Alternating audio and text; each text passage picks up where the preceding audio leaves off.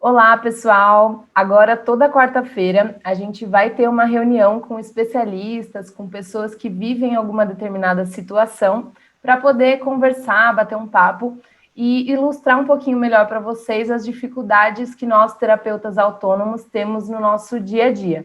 E hoje a gente vai falar sobre transição de carreira, com a Denise Fontes, que é psicanalista, e com a Lucinéia Cunha, que é, peraí que ela tem uma lista de coisas aqui, deixa eu pegar aqui, advogada, terapeuta energética, taróloga, reikiana e consteladora familiar. E eu sou a Amanda, sou fundadora do Espaço Shambhala, sou fonoaudióloga e terapeuta integrativa também. E aí, antes da gente começar, eu queria falar, assim, principalmente sobre essa questão, né, da transição de carreira, o quanto é desafiador e o quanto a gente precisa de coragem para começar isso, né?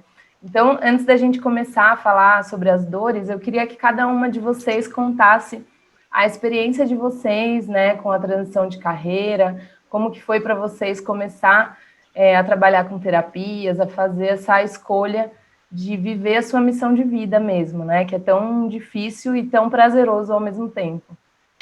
Então, vamos lá, eu sou psicanalista integrativa e eu acho que eu tenho uma história talvez não tão diferente da de vocês, a história do sentido e do propósito, né? A gente, no começo, eu acho que todo mundo que chega aqui, a gente chega com um presente embaixo do braço, né? Que é o tal do talento essencial.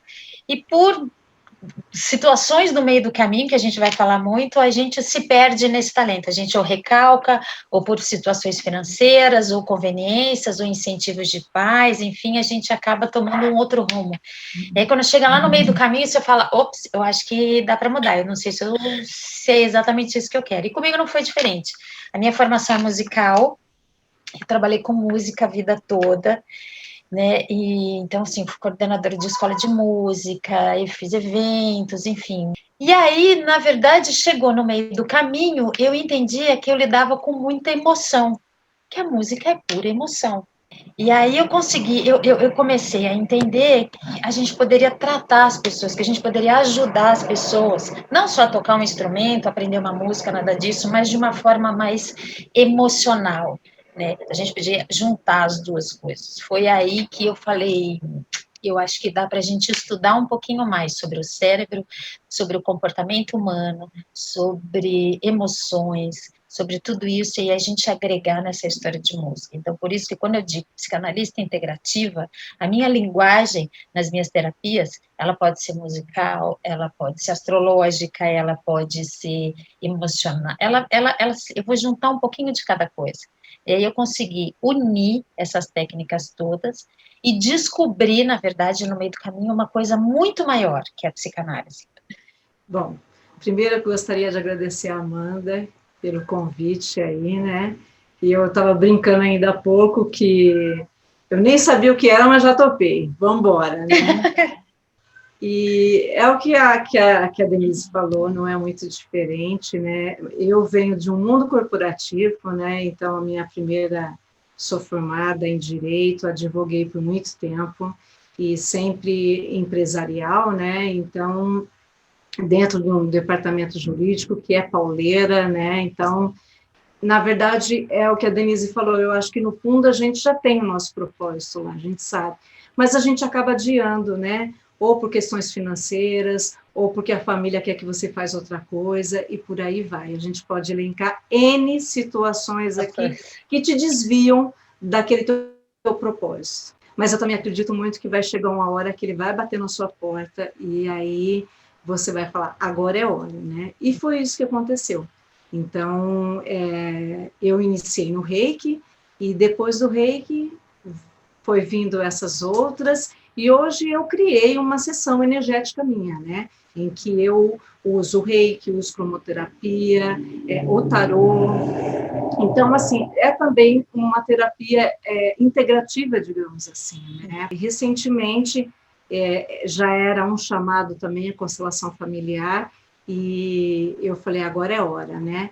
Quando você vê o rostinho daquela pessoa que entra na sua sessão e ao término dela, você vê que aquele rostinho se transformou, isso não tem nada que pare. Isso você fala assim, eu estou no caminho certo. Missão cumprida. Exatamente. Né? Missão cumprida, é isso mesmo. Eu sempre tive muita dificuldade em saber o que eu queria fazer da vida. Sempre fiquei muito perdida com isso, né? Aí trabalhei já em hotelaria, em recepção de hotel, já fui garçonete, já trabalhei no shopping.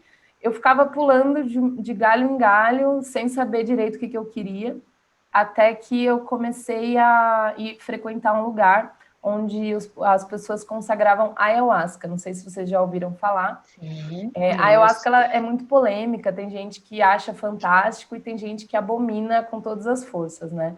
E aí eu não vou entrar nessa questão, mas para mim, a ayahuasca, ela abriu a minha visão do que era o meu propósito de vida. Ela me conectou com esse propósito, assim, de uma forma muito profunda, muito intensa, porque eu passei a me conhecer, a saber quem eu era de verdade, né? Isso foi em 2012. Depois desse dia, eu comecei a fazer cursos, comecei a procurar cursos de reiki, fiz naturopatia, comecei a fuçar essa coisa de terapias, né? E eu percebi nos cursos que eu fiz que a maioria dos terapeutas, eles tinham muita dificuldade em se consolidar como terapeutas, eles tinham muita dificuldade em viver plenos, assim, como terapeutas, né? E na época eu estava trabalhando no SBT, eu trabalhava no departamento de marketing, e lá eu consegui aprender muita coisa, assim, muita coisa super legal, super importante para uma carreira não só de uma empresa, mas de uma pessoa, né, individual também. Aí chegou um dia que, tipo, eu falei, não dá mais, eu preciso sair e fazer só o que eu amo, de verdade, né? Eu amava lá, mas não era aquela coisa de missão mesmo, né? Aí, enfim, resumindo tudo, eu com 5.000 reais, louca da cabeça, eu com 5.000 reais abri o espaço que vocês conheceram, né? Hoje em dia eu penso, gente, foi uma loucura mesmo, assim. Mas, às vezes, eu acho que se a gente não fizer uma pequena loucurinha, assim, claro que eu fui meio louca a nível hard, né? Mas se a gente não fizer uma pequena loucura de sair do lugar, pelo menos em rumo ao desconhecido, né? Eu acho que a maioria das pessoas tem medo justamente do desconhecido, de dar um passo no escuro sem saber aonde está indo, né? Mas eu acho que você falou uma coisa, Amanda, logo no comecinho, muito, que eu acho que é a palavra mágica de tudo isso, né, desse start de tudo isso, não sei se vocês vão concordar comigo, é a história de uma palavra que chama-se coragem. Coragem e disposição. Né? Então, assim, o medo todo mundo tem, né, da insegurança, foi o que a Lu falou, né? Eu tinha uma vida extremamente segura, com benefícios, com tudo isso. Você também trabalhava numa empresa grande, com tudo isso. O medo a gente vai ter sempre, que dá uma protegida na gente, que ele é bom, mas a coragem, que eu acho que foi a palavra mágica que você falou aí no começo. Eu acho que é mais ou menos assim, a gente ter esse impulso e não irresponsável, né? Assim, eu fui um pouco irresponsável, talvez, mas se mexer mesmo, né? E ir atrás daquilo que o nosso coração está falando. Porque o que eu vejo muito, que eu até uma vez ouvi uma história sobre isso que eu achei muito legal. Às vezes a pessoa, ela não está feliz, ela está assim, comendo pão que o diabo amassou, mas é aquele lugar quentinho e apertado. Sabe, o bebê, quando tá no lugar quentinho, apertado e tal, e aí daqui 9 meses chegou a hora dele nascer, mas ele fica, ai não, tem que nascer mesmo, tá tão gostosinho aqui. E a mesma coisa acontece com a gente, né? A gente às vezes já tá na hora de fazer uma transição, já tá mais do que na hora da gente sair daquele lugar apertadinho, que é sofrido, mas é confortável, e a gente prefere ficar, ou prefere ir. E quando a gente prefere ir, é a mesma coisa do bebê, né? É a mesma coisa. O bebê entra num mundo totalmente desconhecido, começa a chorar, começa aquele sofrimento, mas depois, com o tempo, passo a passo, né, vai tudo se encaixando. Eu acho que a gente pode aqui fazer uma analogia com a zona de conforto, com aquela coisa que tá ruim, mas tá bom, né? E aí o corpo começa, agora a gente pode entrar na nossa praia, que é o corpo começa a dar sinais dessa infelicidade, dessa insatisfação, né? Sim. Então, eu posso dizer emocionalmente, né? Eu acho que vocês podem dizer também fisicamente, melhor do que eu até, os efeitos que a gente começa a sentir quando bate essa insatisfação. Exatamente. Então, a gente começa a sentir uma irritabilidade incrível, a gente começa a sentir dores no corpo, é o corpo chorando, é a alma fora do lugar, o corpo chorando, né, Lu? Né, Amanda? Eu acho que é a alma fora do lugar, fora do propósito, e o corpo chora. Né, que aí vem as dores musculares, vem a irritabilidade, dificuldade de se relacionar, enfim, depressões, ansiedade, ataques de pânico. Eu tenho, no consultório, eu atendo todos os dias gente fora do propósito, né? Que não entendeu o sentido que ela, ou esse presente que ela ganhou, né? Que ela chegou aqui e ganhou, que é o tal do, eu chamo de talento essencial, que é um talento que a gente ganha, quando a gente chega aqui, a gente ganha, que é um dom, que pode ser a matemática, que pode ser a música, que pode ser a comunicação, que pode ser alguma coisa. E aí, ao longo do caminho, a mãe disse assim, ai, filha, não vai estudar música, porque música não dá dinheiro. O que dá dinheiro é marketing, porque marketing está na moda. Aí ela vai lá e estuda marketing, porque está na moda, isso daí vai dar dinheiro, tecnologia, redes sociais, vamos lá. E aí ela deixou a música para trás, né? Ela recalcou esse talento, esse presente que ela ganhou quando chegou aqui. E aí vai vivendo, e vai vivendo, e vai vivendo, quando chega lá no meio do caminho, que eu acho que a Amanda vai explicar para a gente aí algumas fases interessantes do meio do caminho, a gente vai parar e pensar a história do propósito. A gente está vivendo um momento que as pessoas estão muito carentes, né? É nítido isso, né? Até porque todo mundo quer falar, mas ninguém ouve. Eu, no início, eu só ia aplicar reiki. E minha primeira cliente que chegou lá no Shambhala, ela simplesmente sentou na minha frente e ela caiu em choro. Nossa. Sabe? E aí eu olhei para aquilo e falei, opa. E hoje o que eu percebo é realmente isso. As pessoas vêm, no meu caso, né, que procura assim, a questão do reiki, por quê? Porque estão com insônia, porque as dores no corpo também. A sensação que eu tenho é que quando realmente bate no físico, porque a gente sabe que primeiro é o emocional e depois vai no físico, ele já está no emocional, mas ele vai adiando, ele vai adiando. Quando bate no físico, aí sim ele vai procurar uma ajuda. Por conta disso, eu acho que a situação principal é esse medo de mudar. Exatamente. E a gente tem uma outra questão que eu acho que é uma questão já da educação, uma falha que eu entendo que é na educação da gente. A gente tem hoje, eu não sei se vocês vão concordar comigo, as crianças, eu chamo de crianças, 16, 17 anos, 15 anos, eles já começam com uma pressão dentro do colégio, né, por interesse do colégio, interesse dos pais, e pela uma cultura que a gente vive, que eles colocam na cabeça dessas crianças que eles têm que escolher uma profissão, que essa profissão tem que ter sucesso, dar dinheiro e ser para o resto da vida deles. Exatamente. Isso é um crime que eles fazem com eles têm que escolher para o resto da vida deles. E muitas vezes essa escolha é influenciada pelos pais, essa escolha é influenciada por aquilo que dá dinheiro, pela necessidade dele, e aí isso torna uma fatalidade na vida dele. Então, eu escolhi essa profissão, isso é uma fatalidade. Para o resto da minha vida, eu tenho que ser isso.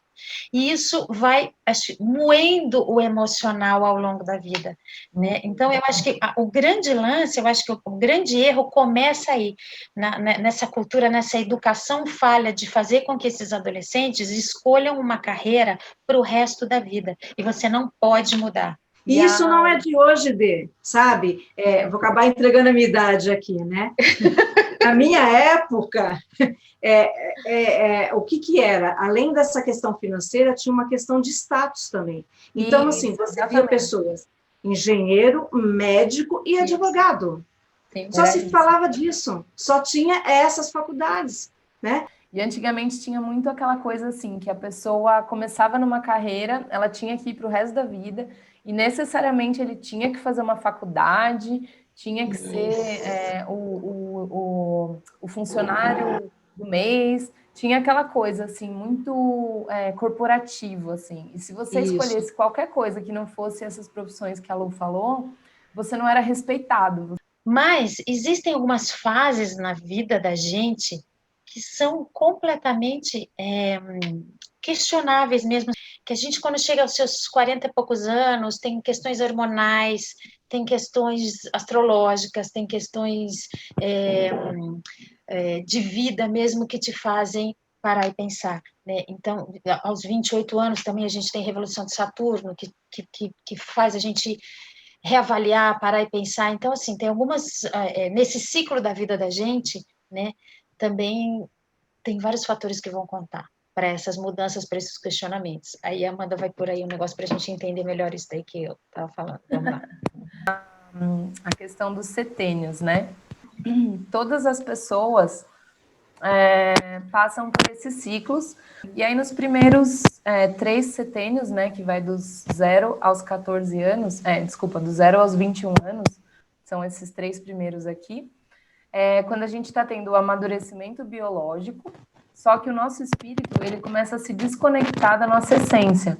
Então, imagina que um bebê nasce puro, totalmente conectado com a espiritualidade, com os talentos dele, né? Às vezes um bebê já começa, eu já vi muitas crianças muito pequenas tocando instrumento ou pintando, fazendo coisas muito bem, assim, que até chama atenção, porque ele está conectado com a essência dele.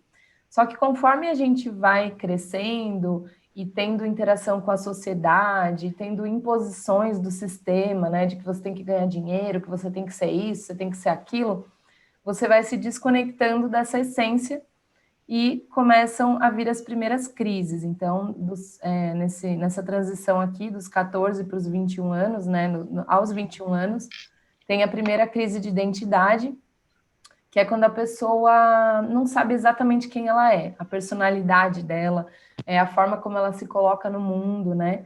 Então, isso ainda fica meio confuso para a pessoa. Depois dos 21 até os 28 anos, pode vir a primeira crise de talentos, e eu acho que os 28 anos também são uma idade assim que a gente tem vários tipos de crises, né? Crise existencial, muitas pessoas têm muitos desafios quando chegam aos 28 anos por conta do retorno de Saturno, né? Para quem gosta de astrologia, tal, sabe que isso acontece.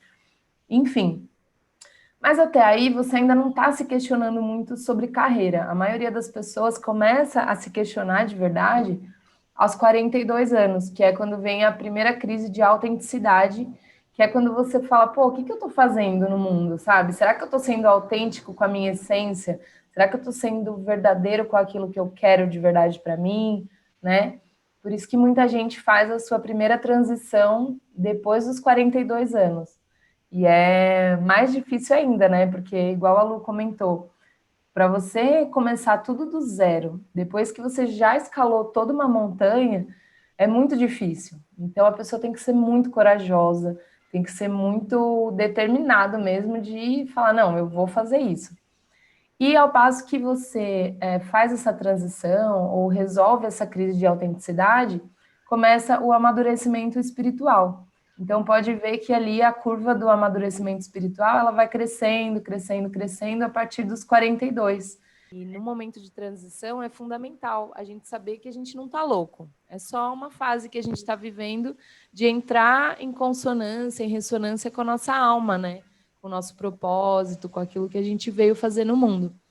Então é isso. E que pode mudar, e assim, a gente tem que dizer para todo mundo que vai ver a gente, né? Eu acho que a gente pode mudar tudo, né? Que a gente não tem que, a gente escolhe as coisas na vida da gente, então que a gente pode sim mudar de carreira, que a gente pode sim colocar os questionamentos, analisar, que eu acho que é uma coisa que a gente vai falar agora, né? De como que a gente pode fazer isso, como é que a gente pode primeiro identificar e depois buscar ajuda e depois fazer uma programação, né? Um planejamento para a gente começar nesse ato de coragem, né?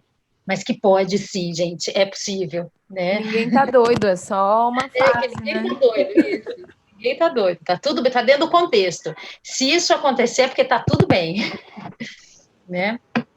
O que, assim, só um parênteses assim, que eu queria acrescentar, o que não significa que a gente necessariamente precisa abandonar aquilo que a gente faz, né? Porque muitas vezes, a gente às vezes tem que seguir com os dois planos durante algum tempo. Também é uma coisa que eu acho que a gente vai falar sobre isso, né? Que a gente vai ter que seguir com dois planos, porque a gente tem uma vida que a gente precisa sobreviver, todo mundo tem contas e tal. E essa transição gera muita insegurança financeira, gera instabilidade, uma série de coisas. Então, que durante um tempo a gente consegue, a gente pode tentar, a gente pode fazer um planejamento para essa transição. A questão da crença limitante, eu vejo que ela é uma das coisas que mais atrapalha a vida das pessoas, porque a pessoa acredita que se ela está trabalhando com uma missão de vida, ela não tem o direito de cobrar, ou ela tem que cobrar baratinho para ajudar as pessoas e tudo mais. Mas e ela? Ela não precisa pagar as contas, ela não tem que, de repente, viajar, se ela quiser viajar, comprar coisas que ela gosta. Isso não é uma questão de ser materialista, é questão de ter uma vida financeira saudável. E eu acho que todo mundo merece isso, não é uma questão de ser ganancioso, é uma questão de que você está na sua missão de vida, você está ajudando pessoas, você está às vezes até salvando a vida de alguém com as suas palavras, com o seu trabalho, e você merece isso. Então, eu vejo muito terapeuta, às vezes, com essa crença da escassez. E aí eu queria falar um pouquinho, queria que vocês dessem a visão de vocês sobre essas crenças, como que isso é para vocês. É exatamente isso que você falou, né? O que acontece? Primeiro que a crença limitante, ela já vem de há muito tempo, né? E dependendo da sua família, foi passado para você que você tem que trabalhar muito para ganhar dinheiro, que você tem que madrugar, você tem que ralar, você tem que lutar, você tem que ser guerreira. Olha o quanto tudo isso que eu falei tem um peso, né? Só de falar já pesa.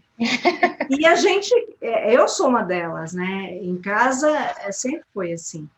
Então, quando você vê que, primeiro, né?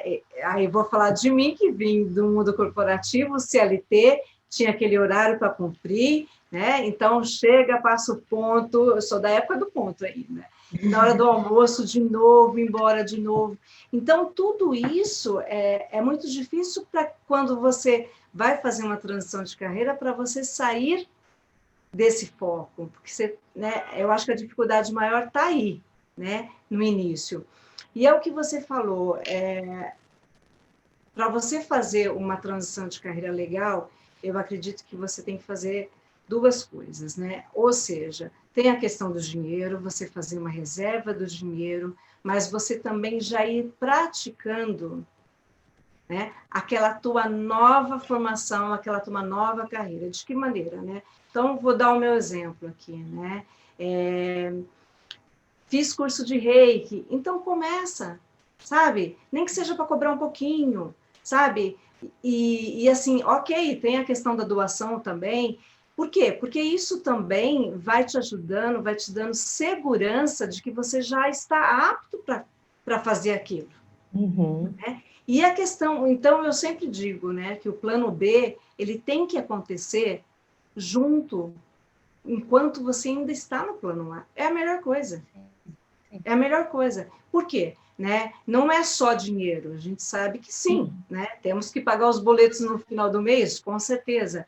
Né? Só que eu tinha este medo, este receio, eu achava que eu nunca estava pronta para fazer aquilo, e foi quando simplesmente, né, o mundo corporativo deu tchau para mim, que eu falei, opa, agora, filhinha, neguinha, vai para abraça o mundo, porque não tem jeito, né? E aquela coisa, tudo isso é muito novo para a gente, eu acho que todo mundo que está em transição de carreira, principalmente agora na pandemia, né, que as pessoas estão tendo que se reinventar, recomeçar tudo, é muito difícil, assim, você dar conta de tudo, dar conta da casa, do trabalho, do marketing, do controle financeiro, né? Não, e talvez seja importante, né, meninas? Eu acho que as pessoas saberem de uma coisa que é assim: quando você trabalha para uma empresa, você vai lá, trabalha, faz aquilo e pronto, acabou.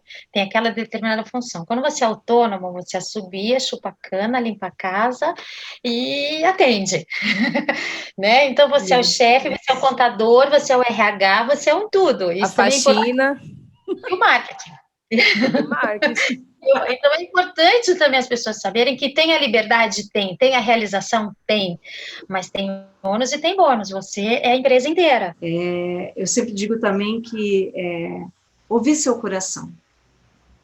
Ouvir seu coração é importante. Então, é isso mesmo que eu quero para a minha vida? Escuta seu coração, ele vai te dar resposta. Eu não tenho dúvida disso, né? Então, fazer esse exercício, né, olhar para dentro e ver, é isso mesmo? Porque, no fundo, a gente vai para o nosso propósito, que é aquilo que a gente tem de melhor de dentro da gente. A gente sabe disso, está reservadinho lá, né? E por que não compartilhar isso? Por que só guardar? Então, quando você começa, né, eu acho que a busca do autoconhecimento ajuda muito a qualquer pessoa a fazer uma transição de carreira. Mas você ter um profissional, sabe, ali do seu lado, porque ele vai reconhecer o que há de melhor em você.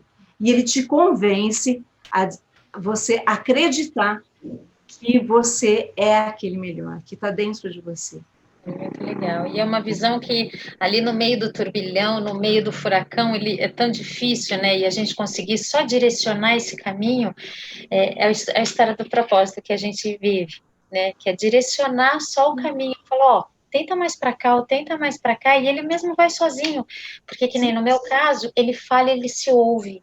Quando ele se ouve, ele se entende, ele se aceita, né? No caso da constelação, no caso das coisas, né, de outras técnicas, reiki, né, corporal, na barra, de axis, então, são outras percepções que também só vai dar uma ajeitadinha.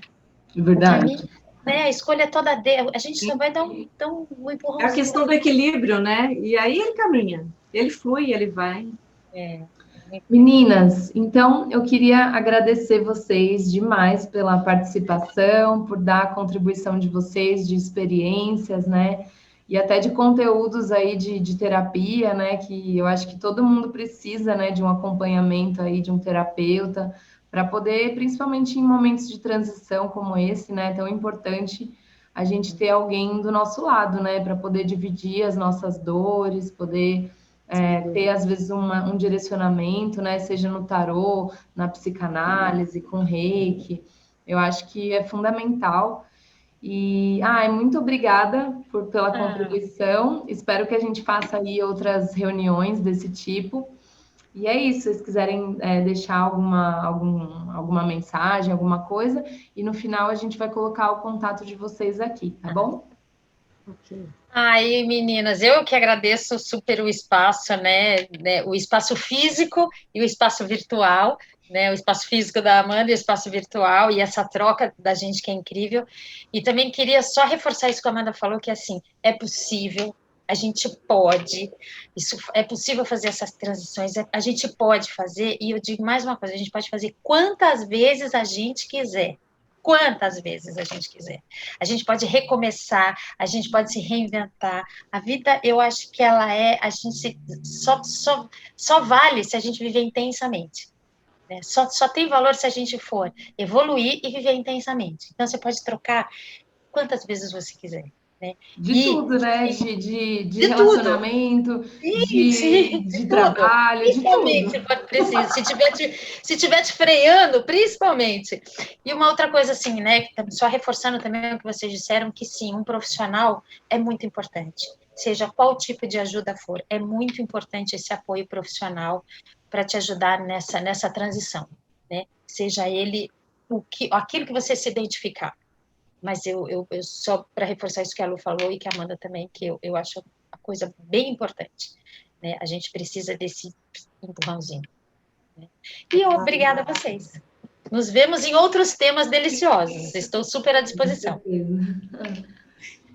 É isso aí. Eu agradeço mais uma vez. Adorei estar aqui com vocês. E é exatamente isso que a Denise falou, a gente pode sim, pode mudar a qualquer momento, e assim, independente de tempo, de idade, que muitas vezes pesa para a gente também, e é o que você falou, a gente pode mudar N coisas e a qualquer tempo, e esse, né, não é só, de repente a gente descobre outro propósito de vida, e porque ele faz parte da vida mesmo, porque tudo é cíclico, né? Então, isso. A vida é assim, a gente está num caminho de evolução e com certeza, né, tem que cada vez mais transformar isso mesmo.